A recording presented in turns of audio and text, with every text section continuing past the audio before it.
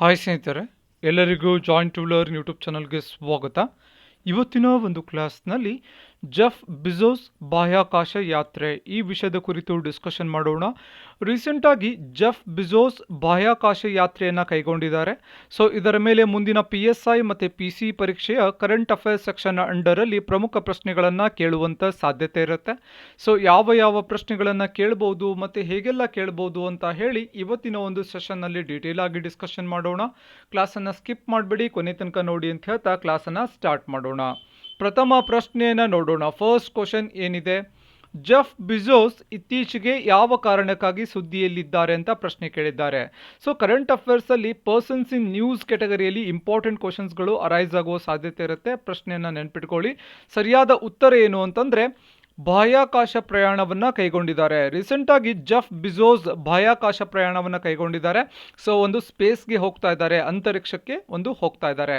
ಮುಂದಿನ ಪ್ರಶ್ನೆ, ಯಾವ ಗಗನ ನೌಕೆಯಲ್ಲಿ ಜೆಫ್ ಬಿಜೋಸ್ ಬಾಹ್ಯಾಕಾಶ ಪ್ರಯಾಣವನ್ನು ಕೈಗೊಂಡಿದ್ದಾರೆ ಅಂತ ಪ್ರಶ್ನೆ ಕೇಳಿದ್ದಾರೆ.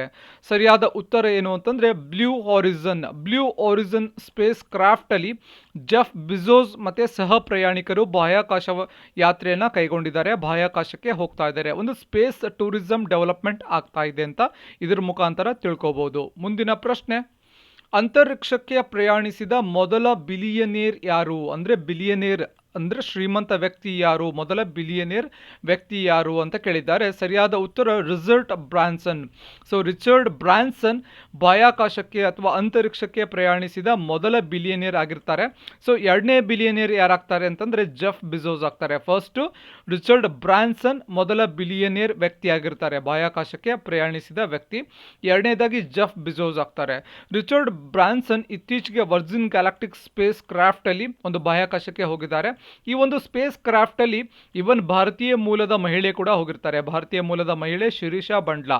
ಸೊ ಇದೇ ಒಂದು ಸ್ಪೇಸ್ ಕ್ರಾಫ್ಟಲ್ಲಿ ಒಂದು ಸ್ಪೇಸ್ಗೆ ಹೋಗಿದ್ದಾರೆ. ಭಾರತೀಯ ಮೂಲದ ಮೂರನೇ ಮಹಿಳೆ ಆಗ್ತಾರೆ, ಏನು ಸ್ಪೇಸ್ಗೆ ಹೋದಂತಹ ಮೂರನೇ ಮಹಿಳೆ. ಫಸ್ಟ್ ಮಹಿಳೆ ಯಾರು ಅಂತಂದರೆ ಸೊ ಕಲ್ಪನಾ ಚಾವ್ಲಾ ಆಗ್ತಾರೆ. ಎರಡನೇ ಮಹಿಳೆ Sunita Williams. So Sunita Williams ಎರಡನೇ ವ್ಯಕ್ತಿ ಆಗ್ತಾರೆ. ಫಸ್ಟ್ ಕಲ್ಪನಾ ಚಾವ್ಲಾ, ಮೂರನೇದಾಗಿ ಶಿರೀಷಾ ಬಂಡ್ಲಾ. ಇವರು ಆಂಧ್ರ ಪ್ರದೇಶದ ಗುಂಟೂರಿನವರಾಗ್ತಾರೆ, ಆಂಧ್ರ ಪ್ರದೇಶದ ಗುಂಟೂರಿನ ಮೂಲದವರು. ಸೊ ಬಾಹ್ಯಾಕಾಶಕ್ಕೆ ಹೋದಂತಹ ಭಾರತೀಯ ಮೂಲದ ಮೂರನೇ ಮಹಿಳೆ ರಿಚರ್ಡ್ ಬ್ರಾನ್ಸನ್ ಜೊತೆಗೆ ಹೋಗಿರ್ತಾರೆ, ಯಾವುದು ವರ್ಜಿನ್ ಗ್ಯಾಲಕ್ಟಿಕ್ ಸ್ಪೇಸ್ ಕ್ರಾಫ್ಟಲ್ಲಿ. ಮುಂದಿನ ಪ್ರಶ್ನೆ, ಕೆಳಗಿನ ಹೇಳಿಕೆಗಳಲ್ಲಿ ಸರಿಯಾದದನ್ನು ಆಯ್ಕೆ ಮಾಡಿ ಅಂತ ಕೊಟ್ಟಿದ್ದಾರೆ. ರಿಚರ್ಡ್ ಬ್ರಾನ್ಸನ್ ಅಂತರಿಕ್ಷಕ್ಕೆ ಪ್ರಯಾಣ ಬೆಳೆಸಿದ ಮೊದಲ ಬಿಲಿಯನೇರ್ ವ್ಯಕ್ತಿ. ಎರಡನೇ ಸ್ಟೇಟ್ಮೆಂಟನ್ನು ನೋಡೋಣ. ಜೆಫ್ ಬೆಜೋಸ್ ಅಂತರಿಕ್ಷಕ್ಕೆ ಪ್ರಯಾಣ ಬೆಳೆಸಿದ ಎರಡನೇ ಬಿಲಿಯನೇರ್. ಅ ಮಾತ್ರ ಸರಿ, ಬ ಮಾತ್ರ ಸರಿ, ಅ ಮತ್ತು ಬ ಎರಡೂ ಸರಿ, ಅ ಮತ್ತು ಬ ಎರಡೂ ತಪ್ಪು. ಸರಿಯಾದ ಉತ್ತರ ಏನಾಗುತ್ತೆ ಅಂದರೆ ಆಯ್ಕೆ ಎಂಬುವರು ಅ ಮತ್ತು ಬ ಎರಡೂ ಸರಿ ಆಗುತ್ತೆ. ಅಂದರೆ ರಿಚರ್ಡ್ ಬ್ರಾನ್ಸನ್ ಏನಿದ್ದಾರೆ ಅವರು ಸ್ಪೇಸ್ಗೆ ಹೋದಂತಹ ಫಸ್ಟ್ ಬಿಲಿಯನೇರ್ ಆಗಿದ್ದರೆ, ಎರಡನೇದಾಗಿ ಜೆಫ್ ಬಿಜೋಸ್ ಆಗ್ತಾರೆ. ಎರಡನೇ ಸ್ಟೇಟ್ಮೆಂಟ್ ಏನಿದೆ ಅಲ್ವಾ, ಜೆಫ್ ಬಿಜೋಸ್ ಎರಡನೇ ಬಿಲಿಯನೇರ್ ಆಗ್ತಾರೆ, ಸ್ಪೇಸ್ಗೆ ಹೋದಂತಹ ಎರಡನೇ ಬಿಲಿಯನೇರ್. ಸರಿಯಾದ ಉತ್ತರ ಅ ಮತ್ತು ಬ ಎರಡೂ ಸರಿ. ಮುಂದಿನ ಪ್ರಶ್ನೆ, ಬಿಲಿಯನೇರ್ ಸ್ಪೇಸ್ ರೇಸ್ನಲ್ಲಿ ಇರುವಂತಹ ಪ್ರಮುಖ ವ್ಯಕ್ತಿಗಳು ಯಾರು ಅಂತ.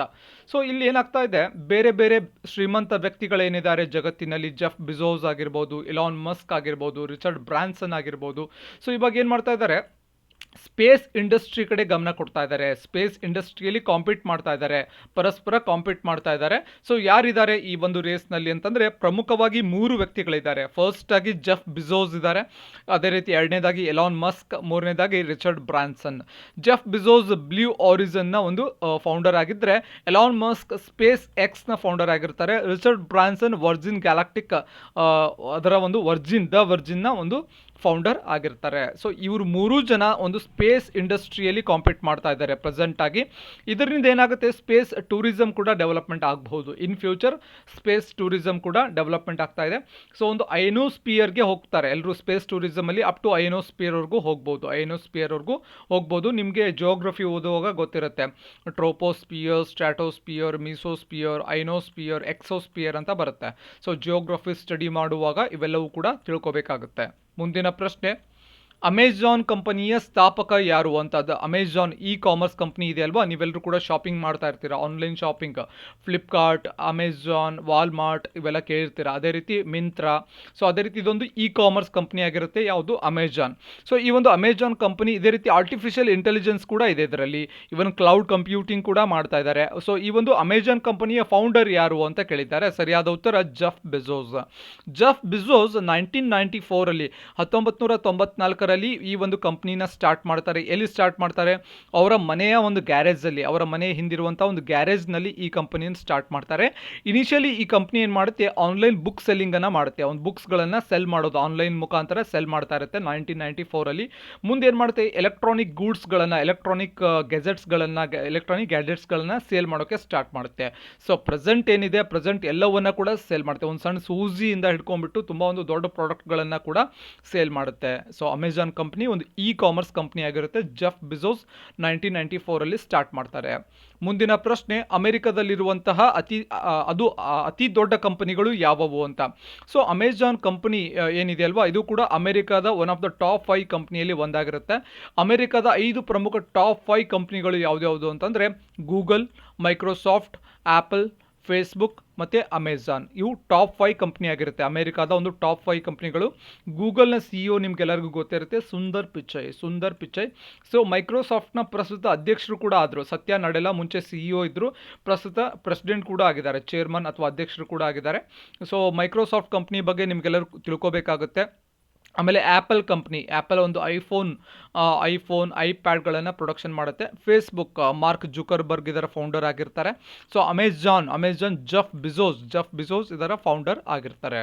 ಮುಂದಿನ ಪ್ರಶ್ನೆ, ಪ್ರಸ್ತುತ ಜಗತ್ತಿನಲ್ಲಿ ಅತ್ಯಂತ ಶ್ರೀಮಂತ ವ್ಯಕ್ತಿ ಯಾರು ಅಂತ. ಎವ್ರಿ ಇಯರ್ ಸ್ವಲ್ಪ ವೇರಿಯೇಷನ್ಸ್ ಆಗ್ತಾ ಇರುತ್ತೆ, ಕಾಂಪಿಟೇಷನ್ ಇನ್ ಬಿಟ್ವೀನ್ 2 ಬರ್ತಾ ಇದೆ. ಯಾರ್ಯಾರು? ಎಲಾನ್ ಮಸ್ಕ್ ಸ್ಪೇಸ್ ಎಕ್ಸ್ನ ಫೌಂಡರ್, ಮತ್ತು ಜೆಫ್ ಬೆಜೋಸ್, ಇವರಿಬ್ಬರ ನಡುವೆ ಸ್ವಲ್ಪ ಕಾಂಪಿಟೇಷನ್ಸ್ ಎವ್ರಿ ಇಯರ್ ಬರ್ತಾ ಇರುತ್ತೆ, ವೇರಿಯೇಷನ್ಸ್ ಕೂಡ ಆಗ್ತಾ ಇರುತ್ತೆ.